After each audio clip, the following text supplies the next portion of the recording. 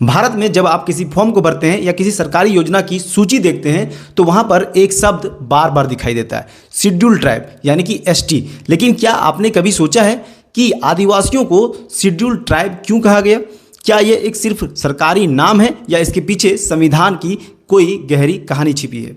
दरअसल इस सवाल का जवाब भारत की आज़ादी और संविधान से जुड़ा है। जब भारत आज़ाद हुआ तब इस देश में लाखों आदिवासी रहते थे।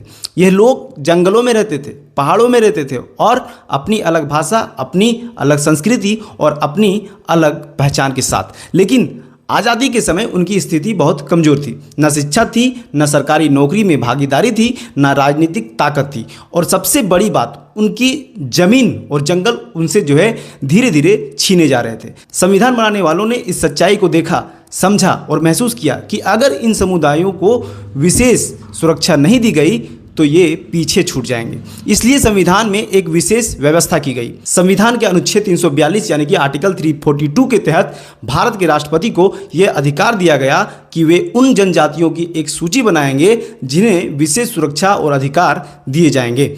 इस सूची को अंग्रेजी में कहा गया शेड्यूल यानी कि सूची, और इस सूची में शामिल जनजातियों को कहा गया शेड्यूल ट्राइब यानी कि एसटी। यानी शेड्यूल ट्राइब कोई साधारण शब्द नहीं है, यह एक संवैधानिक पहचान है, एक अधिकार है, एक सुरक्षा कवच है।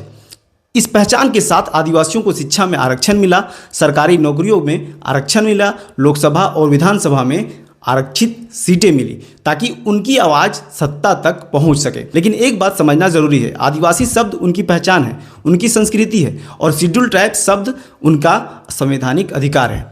यह नाम इसलिए नहीं दिया गया कि उन्हें अलग किया जाए, बल्कि इसलिए दिया गया कि उन्हें बराबरी पर लाया जा सके।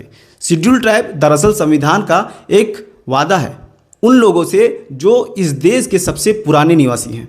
लेकिन आज भी सवाल वही है, क्या शेड्यूल ट्राइब का ये संवैधानिक वादा पूरी तरह से ज़मीन पर उतर पाया है या शेड्यूल ट्राइब सिर्फ एक शब्द बनकर रह गया है? सोचिएगा ज़रूर। नमस्कार, मिलते हैं फिर एक नए वीडियो, नए जानकारी के साथ। तब तक के लिए जय हिंद, जय झारखंड, जोहार झारखंड।